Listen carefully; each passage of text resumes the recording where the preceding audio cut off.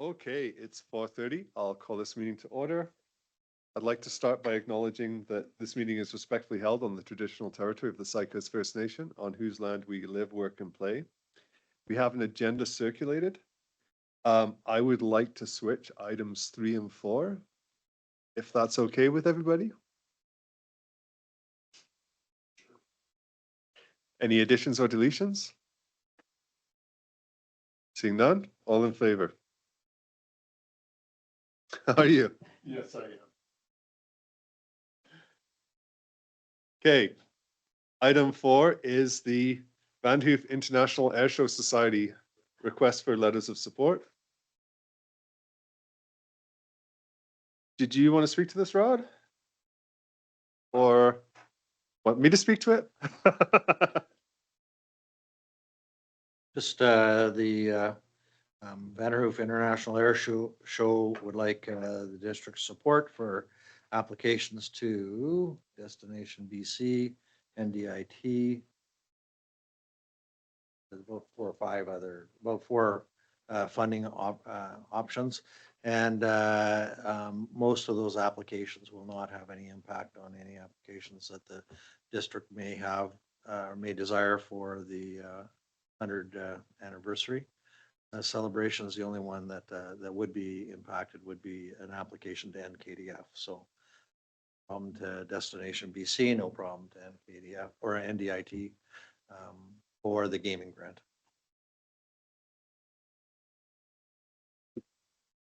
Go ahead, Councillor Frankel.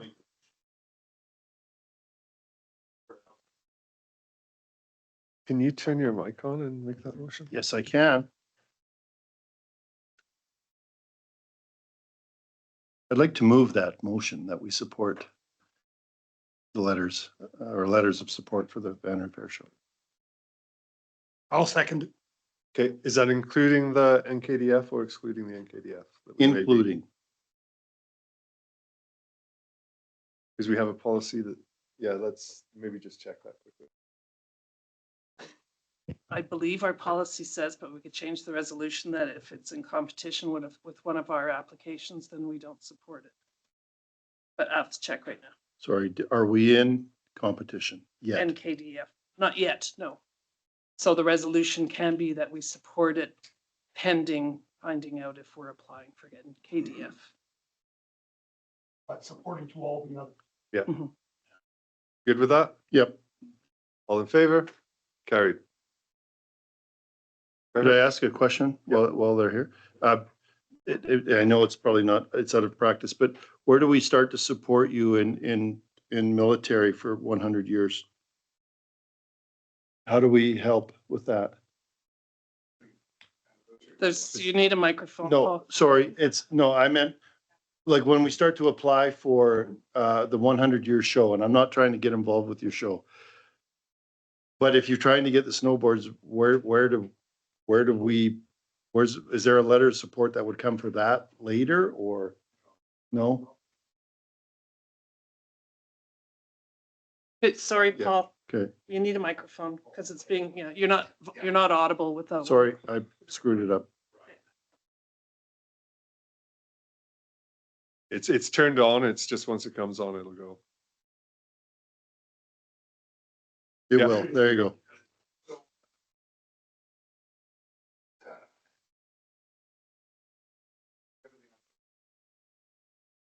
$2025 For next year. for 2026. Yeah, we've attended the show this year, or rather last December. Made representations, schmoozed, bought them as much booze as we could. We're trying everything. Okay.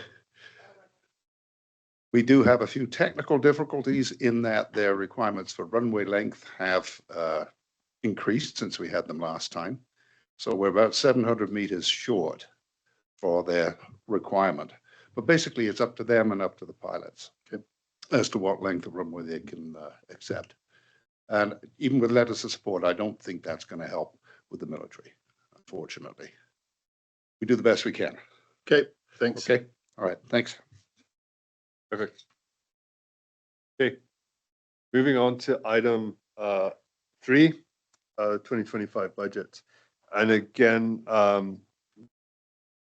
brought this back, just because we had a few holes there that we missed over as we went through. And, Rod, how would we like to do this? Do we want to talk about what those holes are, or do we want to? Yeah, I think that's the best thing to do. Mayor Moultrie came and spoke with me about a couple of concerns. Number one was the fire department training budget, which that was reduced from 25,000 to 15 or to 10, I should say.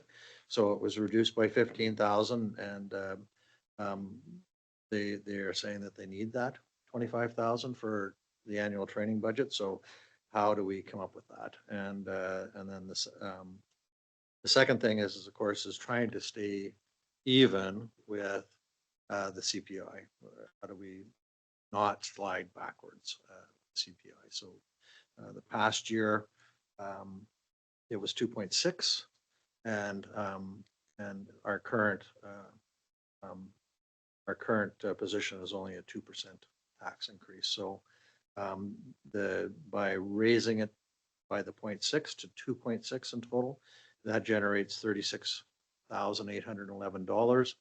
15 of that would go to, again, bring the fire department training budget up, and I'm recommending the other 21,811 go to community celebrations, which would be towards 100-year anniversary activities or whatever.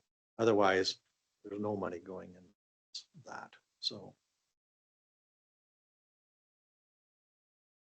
That's the recommendation coming from staff. Does anybody?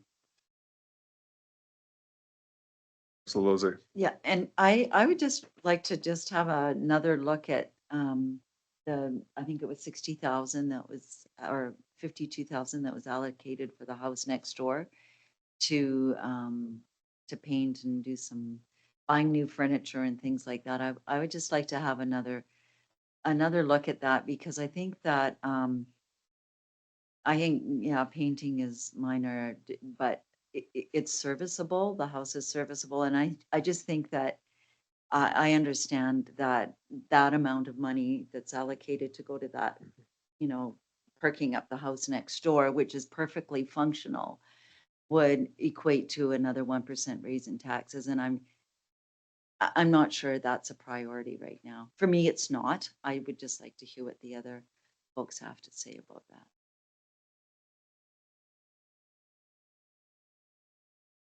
anybody else want to? And today we're on speak and talk. So just make contact with me for today, and I'll give you the go ahead.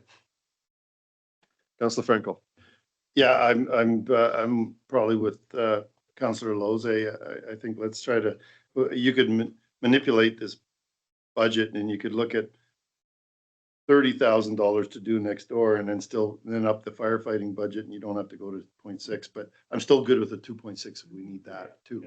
I'm fine with the CPI, but I do if we need to, I'd move that one to 30,000, and gives you $22,000 to put in a line item in another.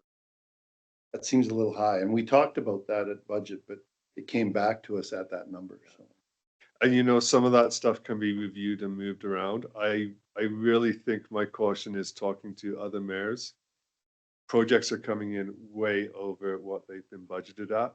And I think we need to be prepared. We're probably going to be dropping some items this year and just making, just to make it work. So it's going to be a tight one. Go ahead, Rod. So I asked Will to be here tonight because we have prior to budget, we spent a lot of time to plan for contingencies in the allocation for projects. Anticipating bigger projects, bigger chance of overruns. And so anyway, I'm gonna, if you don't mind, I'm gonna ask Will just to discuss that. Yeah, so we've accounted for that as part of our budgeting process, is that we've added contingencies into each one of those projects. We have had some conversations with the consultants that have done some local work, most notably in Fraser Lake. They just had one come back in, and their cost estimates came in, the bid came in below their cost estimate. And it wasn't just one of them, it was actually two of them that came in below that amount, which is a good sign. It included a combination of water, sewer, storm, roadway, so kind of a full gambit piece. The challenge with trying to figure out exactly what a contractor is going to bid is very, very challenging.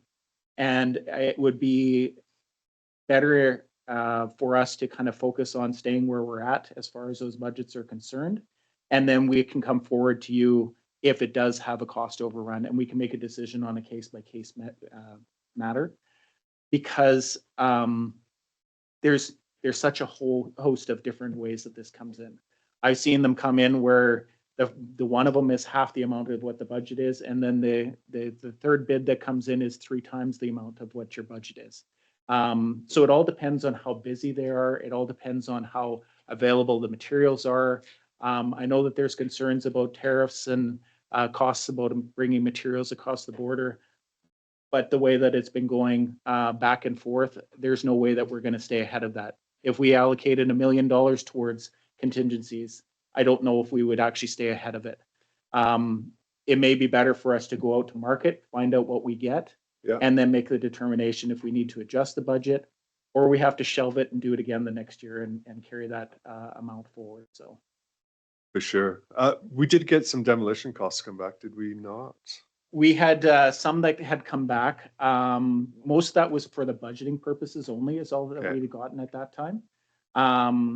So I have reached out to them a little bit on that, but again, we're trying to allow that to go through a process. We're going to actually put it out and have them provide us with some updated numbers and see where we come back with those, and see whether bundling those two projects together provides us with some cost savings as well.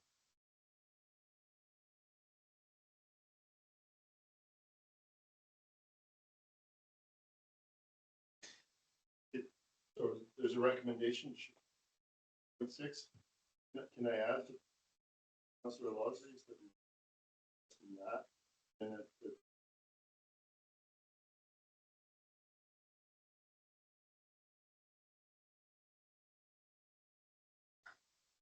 Well, where do I feel we're missing? The thing is that right now for Indigenous Days, we have $5,000. I think that's underfunded. What did we spend last year? 17.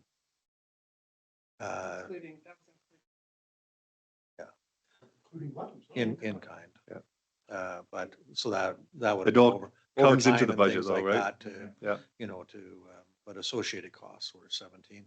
So we can just to put it in contingency is a little bit difficult for the accounting Mhm. world. So if it went into community celebrations, then again, it's going to give us some buffer for that, but it's also going to put us in better stead for 2026 for the 100-year. Community events it is, but I'll make a motion that we settle budget at 2.6, we adjust the firefighting adjusted, and